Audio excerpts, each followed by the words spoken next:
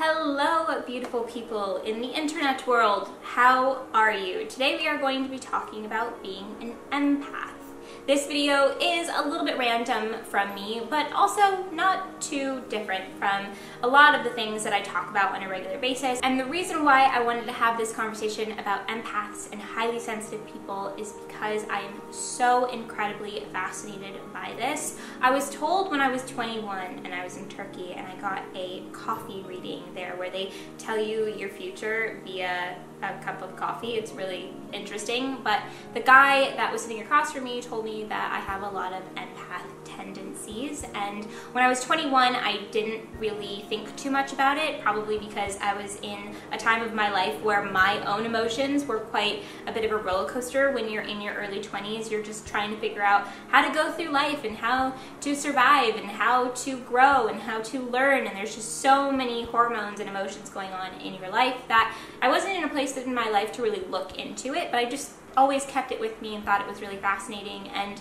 it's just been brought up so much to the forefront for me when it comes to emotions and the way that I feel recently, especially over the last year. I've been really developing as a human being, which we are always developing as humans, but this time in my life specifically, I've really kind of mellowed out and I really feel balanced and my emotions feel very much so at ease these days, and I think that that has really brought my empath tendencies up to the forefront. Now, I'm not telling you that I think that I am an empath because of the guy who read my turkey in a coffee. I have experienced this throughout my life for a long time, and it's just something that I needed to sort out what it was. I knew that I was different in this way. I'm not saying that I know everything about being an empath, but I do find it fascinating, and I do think that I have quite a bit of empath tendencies, and there's a lot of traits that I have that really reflect an empath or a highly sensitive person. It really just depends on what you want to call it. A lot of people also call it an indigo, highly sensitive person. And again, I'm not an expert. I'm just doing my research. So any information that you guys have regarding this, please let me know in the comments. Anything that I might be saying that you can correct, that you know more about. If you guys like this video idea, please let me know by giving this video a thumbs up, and also take a moment to make sure that you are subscribed to my channel. If you would like to see more of 7 signs styled videos, I really want to continue this. So I'd love to do 7 signs that you know you're falling in love, 7 signs that you know you need to take a vacation, 7 signs, 7 signs, 7 signs. Let me know if you want to see that, because I think that there's so many things that would be really fascinating to cover within that realm. Before I get into the 7 signs that you are an empath that I came up with, I'm going to read these questions for you guys, because last night I took it upon myself to take an empath test. I'll link this test below so that you guys can take it yourselves as well, but I'm going to read you some of the questions so that you can just get an idea of what is on that test. So questions like, do you often feel the pain of others? You can pick up quickly if someone says one thing but means another. You feel drained after being around certain people for too long. For me, this is just really in general any type of people, unless this person is also an empath, then it's easier for me to be around them because they understand energy and emotion a bit more, especially people who are highly sensitive. Being around certain people makes you feel sick. This can definitely happen to me. A lot of the times there are certain people that I can feel physically ill after being around, and that sounds so bad, but it's not because the person is a bad person. It's just because you can feel the energy within them, and it can physically have an effect on your emotions and just kind of like your well-being. You kind of have to recharge in solitude, which is one of my traits that I'll mention in just a moment. So some of the questions that were on the empath test, which I again will link below for you guys, and see if you guys answer yes to some of these, because I went in there and pretty much answered yes to every single one of those questions. Some of you may be watching this video thinking, okay, I'm a highly sensitive person, okay, I'm an empathetic person, does that mean I'm an empath? But that's not necessarily true. Obviously, there's a lot of people that are sensitive in this world, and empathy is just such a crucial part of being a human in this world, and if you don't have empathy, then you're probably having a hard time in life. But being empathetic and being an empath are not the same. If you look up the definition of empath, it is a person with paranormal ability to apprehend the mental or emotional state of another individual. When I think about an empath, I think about IQ versus EQ, and there's many people in the world whose IQ is so intense that their EQ is just down to the floor. So emotionally, they're not intelligent and they don't really know necessarily how to deal with society and social interactions. And then there's people who have swing a lot more in the EQ department, and that is when you have a sign there that you potentially are an empath. And then there's just people who are completely leveled out and, you know, they're just on the same playing field with both, and those people are potentially the most successful people that there are. So learning more about both is so important. I'm going to get into the 7 traits that I came up with to let you know if you are an empath or not. The number 1 sign is that you are a highly sensitive person. This is really common with empaths. You might be sitting across from somebody telling you a story about them, and you are potentially feeling more emotional than they are. You might be the one that's crying, and they're not even feeling as emotional about their own story that you are. Also, with this one, it's sitting across from somebody and knowing how they are feeling without even them giving you a physical or verbal reason to know these things. And this is the one for me that is the most exhausting, when I'm sitting across from somebody and I know what they're thinking or feeling without them giving me any reason to know this. I can tap into it, and I'm not hard on myself about it, but I do try to let the emotions go, very much so, because I hate feeling like I can tell what someone is thinking or feeling, because it weighs on me and it makes it so I can't necessarily verbalize or communicate the way I would like to, because their emotions are weighing on me, even if they have nothing to do with me. This person might be thinking about something that happened to them yesterday, or this person is just thinking about how they're feeling in general in life right now, and I can feel it, and it's really hard for me. So if you ever feel that way, that is definitely a sure sign.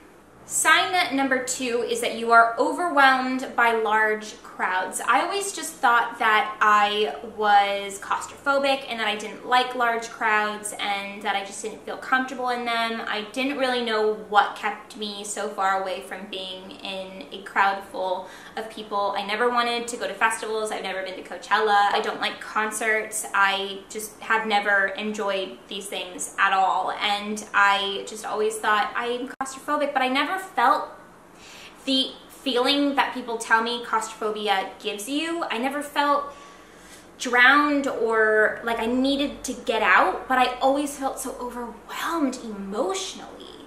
And I now recognize why. It's because there's a group of these people feeling all of these things, and there's all of this weight emotionally on me, and I can not be talking to somebody, but I can feel all of these thoughts, feelings, all of these things in the room, and it weighs on me. And so I don't like being in large crowds because of that reason. And it doesn't really have anything to do with claustrophobia as much as it has to do with feelings and emotion for me. Let's put it this way. Energy is a real thing. We know that it is. It's scientifically proven. We know energy exists. We know energy does not die. And we also know scientifically that people can feel energy from each other. So if somebody tells you, I don't know what you mean, how you can feel my energy, that's strange. What are you talking about? It's scientifically proven that that is something that others can pick up on. The next trait is knowing something is going to happen before it happens. So if you visualize it, or if it's just a passing thought in your mind and then it ends up happening. This one is the most bizarre to me, and it's the most paranormal thing, for lack of a better word, in my opinion, of just like,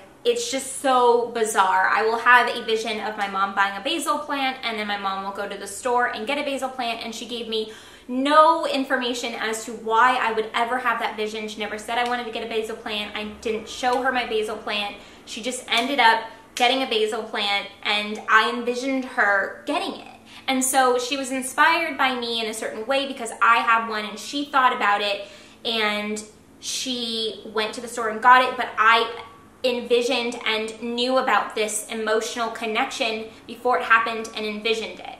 And it's just simple things like that, or it's bigger things on a larger scale that happen that I'm just like, oh my gosh, when I envision myself growing on YouTube, or I envision, you know, somebody going on a trip somewhere and like what they did on that trip. I can envision it before it happens, and it's not all of the time. I'm not I'm not imagining everything that happens in my life every single time, but there are certain connections that happen, especially emotionally. Like Alex, I'll worry about him getting in a car accident and I'll text him and say, hey, are you cool? And then he'll tell me later on that night that they were on a road that was so difficult and that they were trying to figure out how to get from here and there, and the traffic was really bad, and that it was a scary drive in this other country. And I'm just like, whoa, like I was there emotionally with you during that time. It's just moments like that that are so bizarre to me, that happen quite frequently, especially over the last year. I think I've always had these feelings within my life, but like I told you guys in my anxiety video about how to deal with anxiety and how to overcome it, I said in that video randomly towards the very end,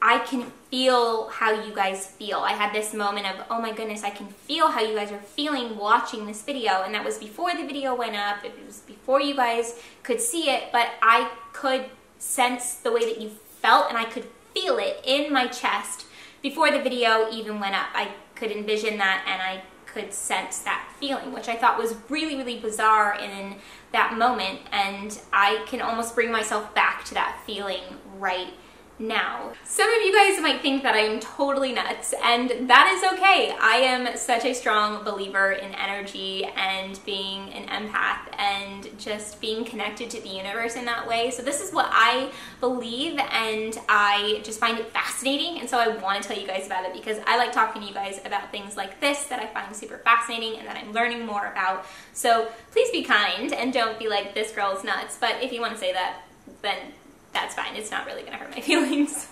The fourth trait that I have for you guys is knowing what people's motives are, and especially knowing when people are lying. I have a very good way of detecting BS from people because I can just feel their emotion and how uncomfortable they are, and I instantly know that it's BS. And I actually really, really love this quality. Alex always says nothing gets past you, and it's not like Alex is lying to me all the time, but when even if it's just a simple thing that like he potentially doesn't want me to know about, even if he's surprising me with something or whatever it might be, I always find out. I always know when there's a hidden message. I always know, and I like that because no one can bullshit me. So if you are somebody who can call bullshit pretty easily, then you might be an empath. Number 5. This is a super serious one for me. This is one of my top traits as an empath, and that is not being able to be in an argument for a long period of time. There are people who can get in an argument and it can brush off of them really easily. There are people who can be angry for a long period of time and just, you know, keep their hand up and say, you know, no, no, no, I'm mad at you. I don't want to talk to you for a long time. Even if I am not the person in the wrong, even if the other person wronged me and it's necessarily their fault in the argument, I still want to mend it because the emotional weight that I feel is so intense that I can't keep it going, and I will do everything I can to have a conversation. I'm not one to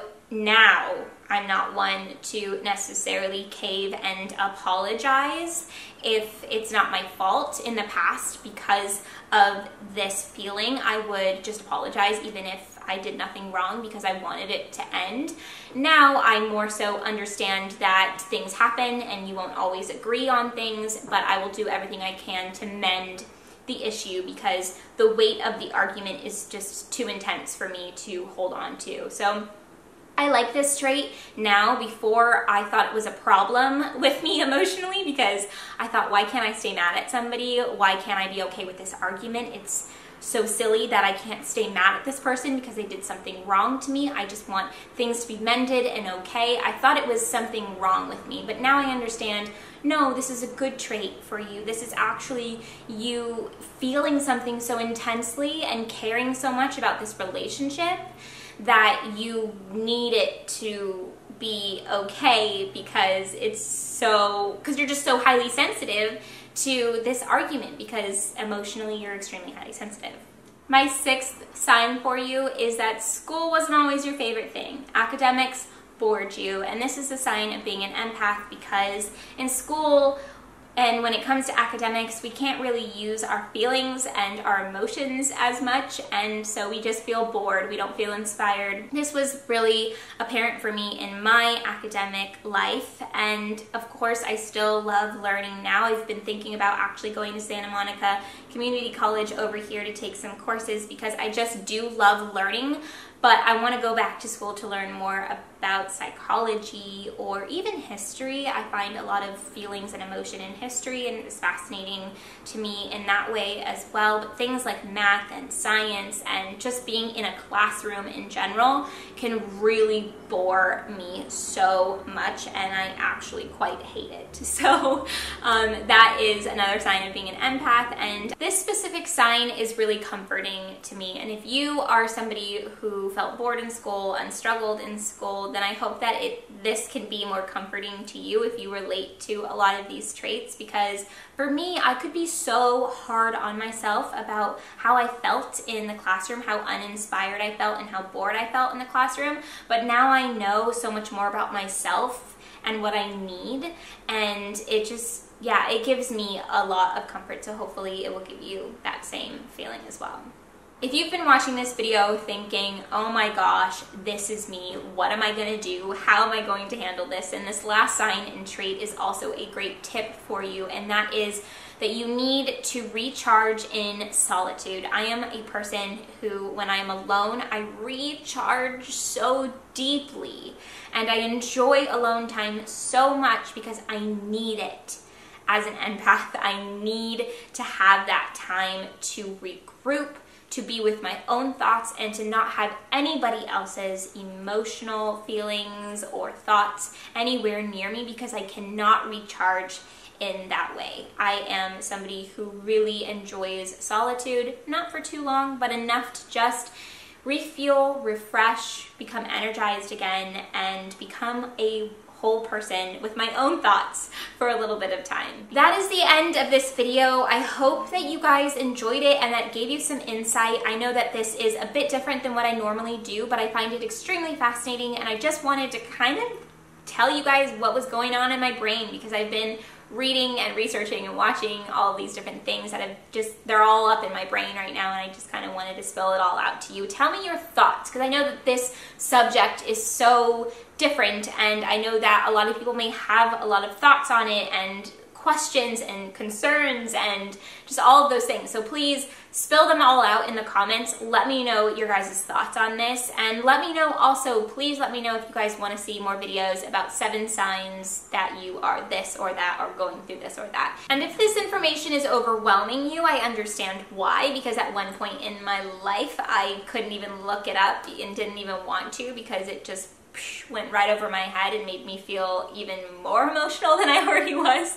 But don't let it overwhelm you, because this is a journey. And the reason why you clicked on this video is because you're interested in learning more about it, and it's a never-ending journey. You will learn more about yourself as you grow older and as you mature and just as you experience more in life. And find comfort in it, because it is so comforting for me to know more about myself and to really connect with something that makes so much sense for me. So instead of feeling overwhelmed by it, find comfort in it. And that is it for this video. I will see you guys very soon in a new one. Goodbye, my emotional, highly sensitive, beautiful, loving, caring, gorgeous humans. Okay, bye.